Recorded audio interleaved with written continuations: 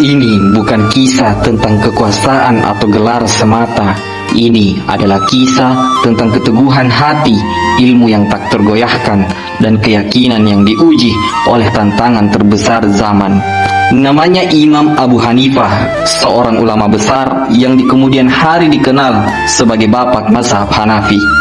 Mazhab fikih yang diikuti oleh jutaan kaum muslimin di seluruh dunia. Namun, sebelum namanya abadi di kitab-kitab, ada satu momen dalam hidupnya yang benar-benar menunjukkan siapa dia sesungguhnya. Imam Abu Hanifah lahir di kota Kufah dari keluarga pedagang yang sederhana. Sejak muda, ia mencintai ilmu, tidak sekedar membaca, tetapi memahami, dan tidak sekedar hafal, tetapi merenungkan.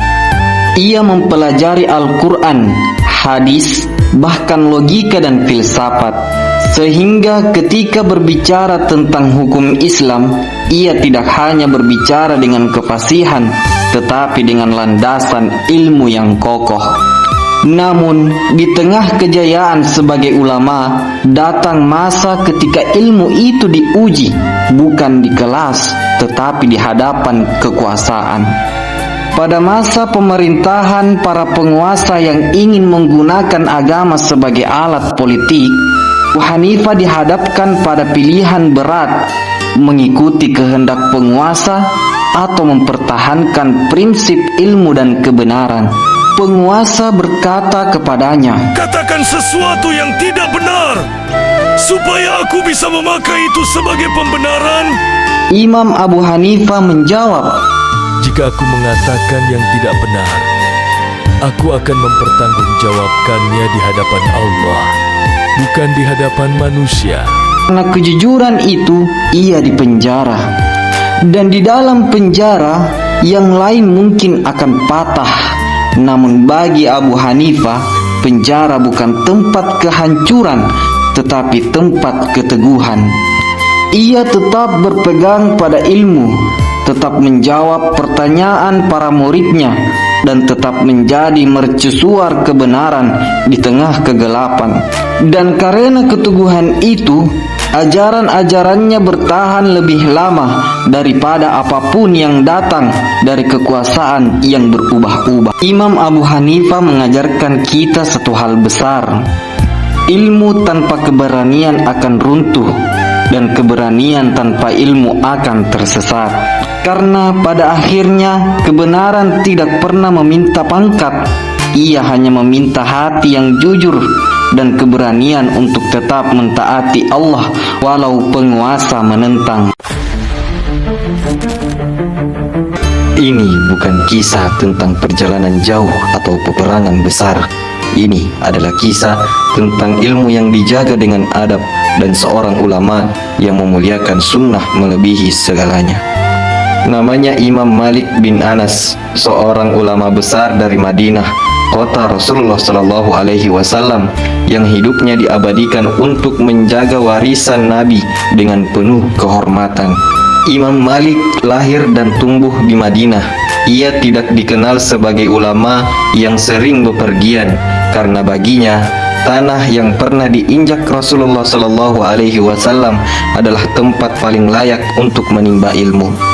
Sejak muda, ia belajar kepada ratusan tabi'in, menghafal hadis dengan ketelitian luar biasa, dan menimbang setiap hukum dengan kehati-hatian yang mendalam.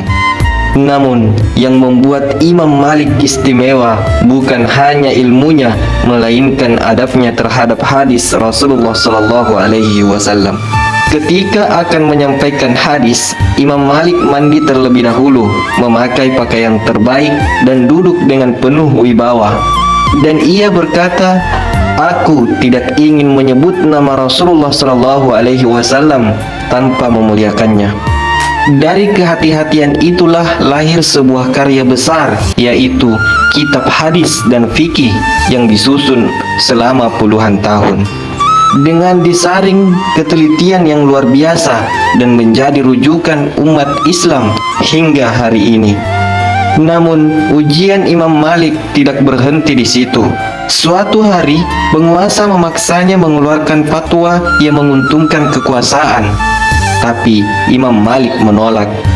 Karena penolakan itu, ia disiksa dan dipenjara, tangannya terluka, tubuhnya lemah, namun lisannya tetap jujur. Ketika ditanya mengapa ia tidak mundur saja, Imam Malik menjawab dengan tenang, Ilmu tidak pantas dipermainkan demi kepentingan dunia. dan sejarah membuktikan kekuasaan berlalu, namun ilmu Imam Malik tetap hidup. Mazhab Maliki menyebar ke berbagai negeri, dari Madinah hingga Afrika Utara, menjadi bukti bahwa ilmu yang dijaga dengan adab akan Allah angkat derajatnya. Dari Imam Malik, kita belajar bahwa ilmu bukan sekedar pengetahuan, tetapi amanah. Dan sunnah Rasulullah SAW bukan untuk diperdebatkan dengan hawa nafsu, melainkan dijaga dengan rasa hormat dan ketakwaan. Karena tidak semua ulama dikenang karena banyaknya kata-kata, sebagian dikenang karena keteguhan menjaga kebenaran dengan adab yang luar biasa. Ini bukan sekedar cerita tentang ilmu. Ini adalah kisah tentang seorang pemuda yang tidak hanya mencintai hukum Islam, tetapi menemukan cara berpikir yang mengubah sejarah keilmuan umat. Namanya adalah Imam Syafi'i, seorang ulama besar yang meletakkan fondasi cara umat Islam memahami hukum Allah dengan tertib dan sistematis. Ia lahir di Palestina dalam keadaan yatim dan sederhana. Sejak kecil, Imam Syafi'i dikenal memiliki kecerdasan luar biasa dan daya hafal yang kuat, sehingga Al-Quran telah ia hafal sejak usia sangat muda. Dalam perjalanannya menuntut ilmu, Imam Syafi'i berguru kepada banyak ulama besar. Ia belajar hadis, bahasa Arab, dan fikih dengan penuh kesungguhan, hingga dia dikenal sebagai pemuda yang tajam akalnya dan halus adabnya. Suatu hari, di sebuah majelis ilmu, Imam Syafi'i menyaksikan perbedaan pendapat tajam antara para ulama. Masing-masing menyampaikan dalil, riwayat, dan pendapat ulama sebelumnya. Namun, tidak ada metode yang jelas untuk menentukan mana pendapat yang paling kuat. Dari situlah Imam Syafi'i merenung. Baginya, hukum Allah tidak boleh ditetapkan dengan kebingungan. Dan ia yakin harus ada prinsip yang rapi, adil, dan ilmiah dalam memahami Al-Quran dan Sunnah Rasulullah SAW. Dari pemikiran itulah lahir sebuah disiplin ilmu baru, yaitu usul fikih. Sebuah metode yang mengajarkan bagaimana cara menetapkan hukum dengan dasar wahyu, logika, dan kaidah yang terjaga. Imam Syafi'i kemudian menulis karya agung yang berjudul Ar-Risalah. Inilah kitab pertama yang menjelaskan secara sistematis bagaimana memahami Al-Quran, Sunnah, Ijma', dan Qiyas dalam menetapkan hukum Islam. Namun, keilmuannya tidak membuatnya sombong. Ia dikenal rendah hati, lembut, dan sangat menjaga adab terhadap gurunya, meskipun ilmunya telah melampaui banyak orang. Imam Syafi'i mengajarkan kita satu pelajaran penting, bahwa kebenaran tidak hanya lahir dari niat yang baik, tetapi dari cara berpikir yang benar. Dan hingga hari ini, metode yang ia susun menjadi cahaya yang membimbing umat Islam dalam memahami hukum Allah dengan ilmu, adab, dan ketakwaan. Ini bukan sekedar cerita tentang ilmu atau kitab. Ini adalah kisah tentang keteguhan iman yang tidak runtuh meski diuji oleh kekuasaan.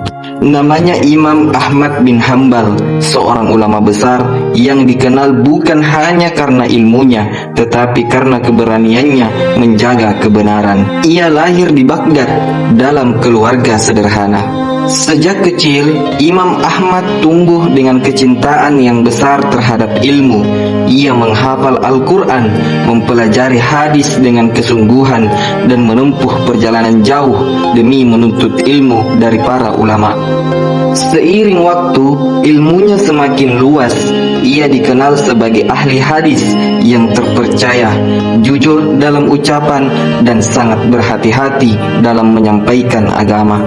Namun, ujian terbesarnya datang bukan dari kekurangan, melainkan dari kekuasaan. Pada masa itu, penguasa memaksa para ulama untuk menyatakan sesuatu yang bertentangan dengan pemahaman yang benar tentang agama.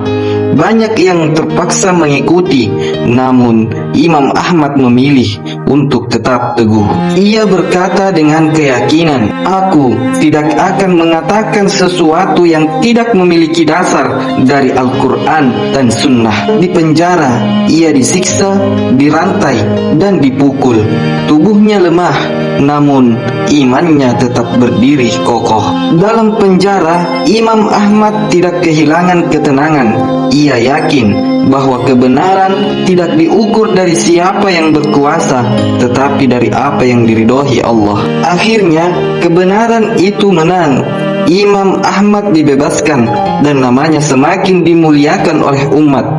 Kemudian, mazhab Hambali pun berkembang sebagai salah satu mazhab fikih yang diakui hingga hari ini. Dari Imam Ahmad bin Hambal, kita belajar bahwa iman sejati tidak selalu ditunjukkan dengan kata-kata indah, tetapi dengan keteguhan saat kebenaran menuntut pengorbanan. Karena kebenaran akan tetap hidup meski harus melewati ujian yang paling berat. Terima kasih sudah menonton. Jangan lupa subscribe, like, dan bunyikan loncengnya ya. Dan jangan lupa pantau terus channel ini.